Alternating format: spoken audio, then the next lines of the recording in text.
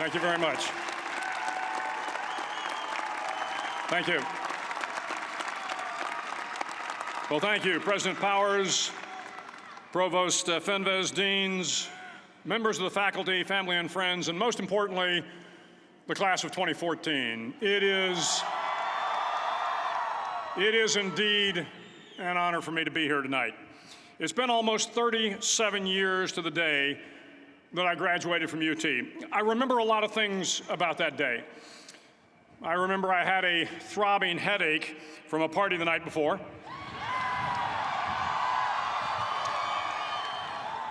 I remember I had a serious girlfriend, who I later married. That's important to remember, by the way. And I remember I was getting commissioned in the Navy that day. But of all the things I remember, I don't have a clue who the commencement speaker was, and I certainly don't remember anything they said. So acknowledging that fact, if I can't make this commencement speech memorable, I will at least try to make it short. So the university's slogan is, "What starts here changes the world." Well, I've got to admit, I kind of like it. What starts here changes the world. Tonight, there are almost 8,000 students, or there are more than 8,000 students, graduated from UT. So that great paragon of analytical rigor, Ask.com, says that the average American will meet 10,000 people in their lifetime. 10,000 people, that's a lot of folks. But if every one of you changed the lives of just 10 people, and each one of those people changed the lives of another 10 people, and another 10, then in 5 generations, 125 years, the class of 2014 will have changed the lives of 800 million people. 800 million people. Think about it. Over twice the population of the United States. Go one more generation, and you can change the entire population of the world, 8 billion people. If you think it's hard to change the lives of 10 people, change their lives forever, you're wrong. I saw it happen every day in Iraq and Afghanistan. A young Army officer makes a decision to go left instead of right down a road in Baghdad, and the 10 soldiers with him are saved from a close-in ambush. In Kandahar province, Afghanistan, a non-commissioned officer from the female engagement team senses that something isn't right and directs the infantry platoon away from a 500-pound IED, saving the lives of a dozen soldiers. But if you think about it, not only were those soldiers saved by the decisions of one person, but their children were saved, and their children's children. Generations were saved by one decision, one person. But changing the world can happen anywhere, and anyone can do it. So what starts here can indeed change the world. But the question is, what will the world look like after you change it? Well, I'm confident that it will look much, much better. But if you'll humor this old sailor for just a moment, I have a few suggestions that may help you on your way to a better world. And while these lessons were learned during my time in the military, I can assure you that it matters not whether you ever served a day in uniform. It matters not your gender, your ethnic or religious background, your orientation, or your social status. Our struggles in this world are similar, and the lessons to overcome those struggles and to move forward, changing ourselves and changing the world around us, will apply equally to all. I've been a Navy SEAL for 36 years. But it all began when I left UT for basic SEAL training in Coronado, California. Basic SEAL training is 6 months of long, torturous runs in the soft sand, midnight swims in the cold water off San Diego, obstacle courses, unending calisthenics, days without sleep, and always being cold, wet, and miserable. It is 6 months of being constantly harassed by professionally trained warriors who seek to find the weak of mind and body and eliminate them from ever becoming a Navy SEAL. But the training also seeks to find those students who can lead in an environment of constant stress, chaos, failure, and hardships. To me, basic SEAL training was a lifetime of challenges crammed into 6 months. So here are the 10 lessons I learned from basic SEAL training that hopefully will be of value to you as you move forward in life. Every morning in SEAL training, my instructors, who at the time were all Vietnam veterans, would show up in my barracks room, and the first thing they'd do was inspect my bed. If you did it right, the corners would be square, the covers would be pulled tight, the pillow centered just under the headboard, and the extra blanket folded neatly at the foot of the rack. It was a simple task, mundane at best, but every morning we were required to make our bed to perfection. It seemed a little ridiculous at the time, particularly in light of the fact that we were aspiring to be real warriors, tough, battle-hardened SEALs. But the wisdom of this simple act has been proven to me many times over. If you make your bed every morning, you will have accomplished the first task of the day. It will give you a small sense of pride, and it will encourage you to do another task, and another, and another. And by the end of the day, that one task completed will have turned into many tasks completed. Making your bed will also reinforce the fact that the little things in life matter. If you can't do the little things right, you'll never be able to do the big things right. And if by chance you have a miserable day, you will come home to a bed that is made, that you made. And a made bed gives you encouragement that tomorrow will be better. So if you want to change the world, start off by making your bed. During SEAL training, the students are all broken down into boat crews. Each crew is 7 students, 3 on each side of a small rubber boat, and 1 coxswain to help guide the dinghy. Every day, your boat crew forms up on the beach and is instructed to get through the surf zone and paddle several miles down the coast. In the winter, the surf off San Diego can get to be 8 to 10 feet high, and it is exceedingly difficult to paddle through the plunging surf unless everyone digs in. Every paddle must be synchronized to the stroke count of the coxswain. Everyone must exert equal effort, or the boat will turn against the wave and be unceremoniously dumped back on the beach. For the boat to make it to its destination, everyone must paddle. You can't change the world alone. You will need some help. And to truly get from your starting point to your destination takes friends, colleagues, the goodwill of strangers, and a strong coxswain to guide you. If you want to change the world, find someone to help you paddle. Over a few weeks of difficult training, my SEAL class, which started with 150 men, was down to just 42. There were now 6 boat crews of 7 men each. I was in the boat with the tall guys, but the best boat crew we had was made up of the little guys, the Munchkin crew, we called them. No one was over 5'5". The Munchkin boat crew had 1 American Indian, 1 African American, 1 Polish American, 1 Greek American, 1 Italian American, and 2 tough kids from the Midwest. They out-paddled, outran, and outswam all the other boat crews. The big men in the other boat crews would always make good-natured fun of the tiny little flippers the Munchkins put on their tiny little feet prior to every swim.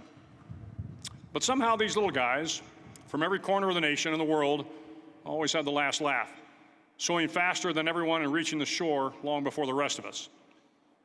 SEAL training was a great equalizer.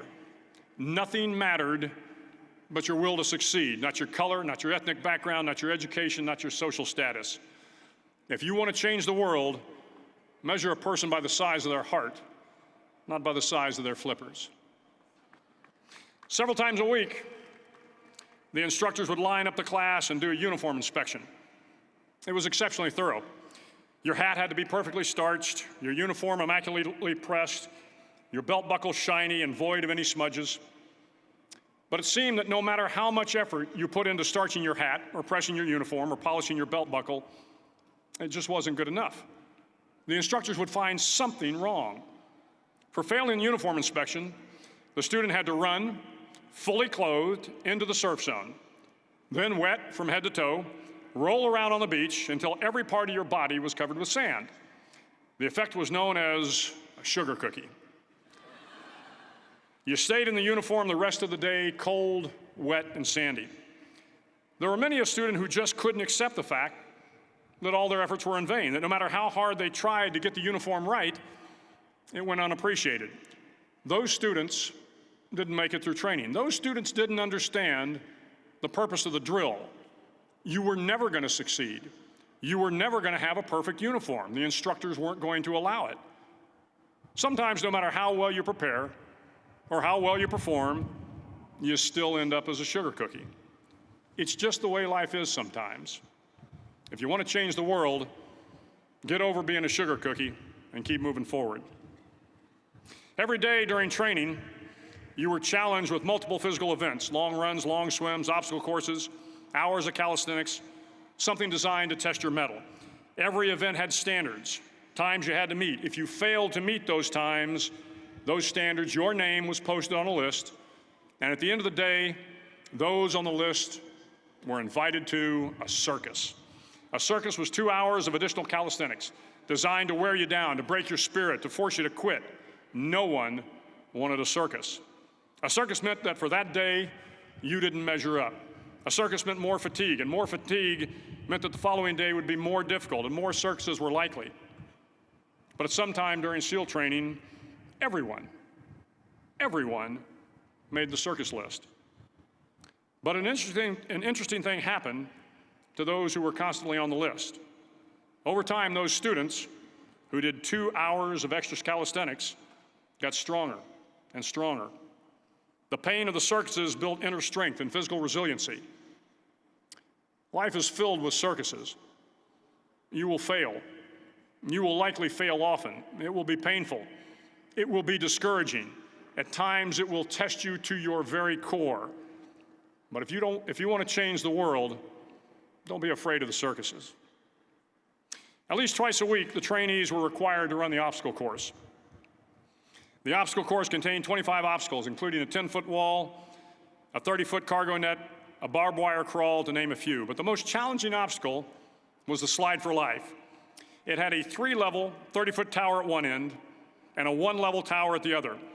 In between was a 200-foot-long rope. You had to climb the 3-tiered tower, and once at the top, you grabbed the rope, swung underneath the rope, and pulled yourself hand over hand until you got to the other end. The record for the obstacle course had stood for years when my class began in 1977. The record seemed unbeatable until one day a student decided to go down the slide for life head first. Instead of swinging his body underneath the rope and inching his way down, he bravely mounted the top of the rope and thrust himself forward. It was a dangerous move, seemingly foolish and fraught with risk.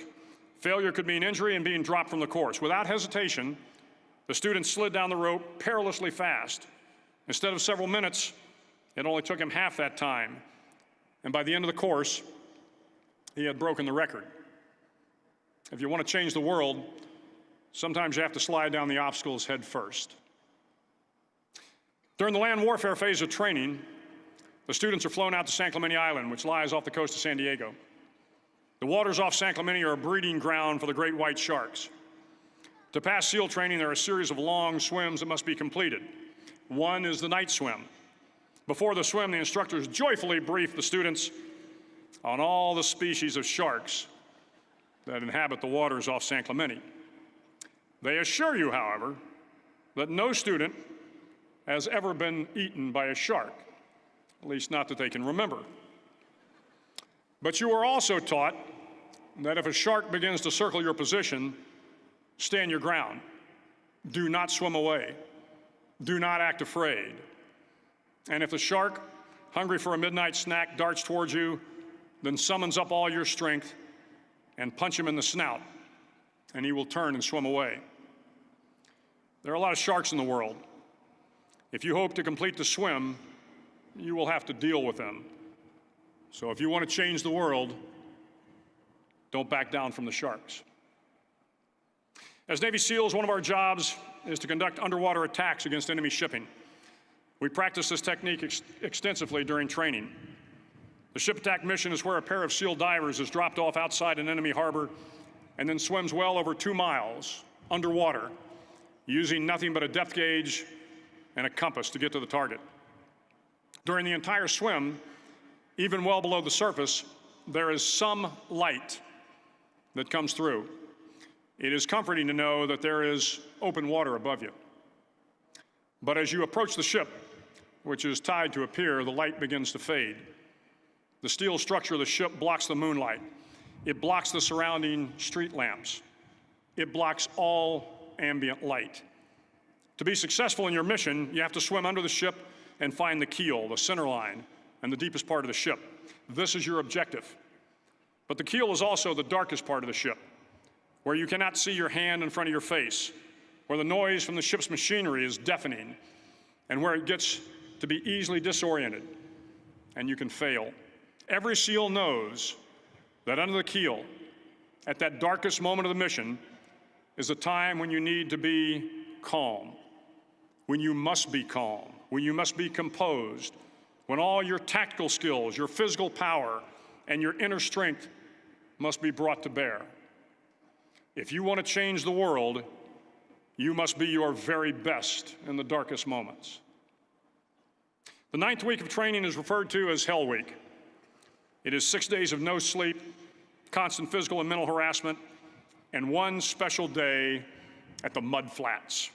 The Mud Flats are an area between San Diego and Tijuana where the water runs off and creates the Tijuana Sloughs, a swampy patch of terrain where the mud will engulf you. It is on Wednesday of Hell Week that you paddle down to the Mud Flats and spend the next 15 hours trying to survive this freezing cold, the howling wind, and the incessant pressure to quit from the instructors. As the sun began to set that Wednesday evening, my training class, having committed some egregious infraction of the rules, was ordered into the mud. The mud consumed each man till there was nothing visible but our heads. The instructors told us we could leave the mud if only 5 men would quit. Only 5 men, just 5 men, and we could get out of the oppressive cold. Looking around the mud flat, it was apparent that some students were about to give up. It was still over 8 hours till the sun came up. 8 more hours of bone-chilling cold. The chattering teeth and the shivering moans of the trainees were so loud, it was hard to hear anything. And then one voice began to echo through the night. One voice raised in song. The song was terribly out of tune, but sung with great enthusiasm. One voice became 2, and 2 became 3, and before long, everyone in the class was singing. The instructors threatened us with more time in the mud if we kept up the singing, but the singing persisted. And somehow the mud seemed a little warmer, and the wind a little tamer, and the dawn not so far away. If I have learned anything in my time traveling the world, it is the power of hope, the power of one person, a Washington, a Lincoln, King, Mandela, and even a young girl from Pakistan, Malala. One person can change the world by giving people hope. So if you want to change the world, start singing when you're up to your neck in mud. Finally, in SEAL training, there's a bell. A brass bell that hangs in the center of the compound for all the students to see. All you have to do to quit is ring the bell. Ring the bell, and you no longer have to wake up at 5 o'clock. Ring the bell, and you no longer have to be in the freezing cold swims. Ring the bell, and you no longer have to do the runs, the obstacle course, the PT, and you no longer have to endure the hardships of training. All you have to do is ring the bell to get out. If you want to change the world, don't ever, ever ring the bell. To the class of 2014, you are moments away from graduating, moments away from beginning your journey through life, moments away from starting to change the world for the better.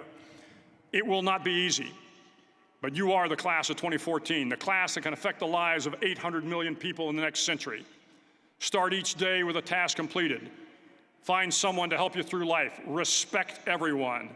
Know that life is not fair and that you will fail often. But if you take some risks, step up when the times are the toughest, face down the bullies, lift up the downtrodden, and never, ever give up. If you do these things, the next generation and the generations that follow will live in a world far better than the one we have today. And what started here will indeed have changed the world for the better. Thank you very much. Hook 'em horns.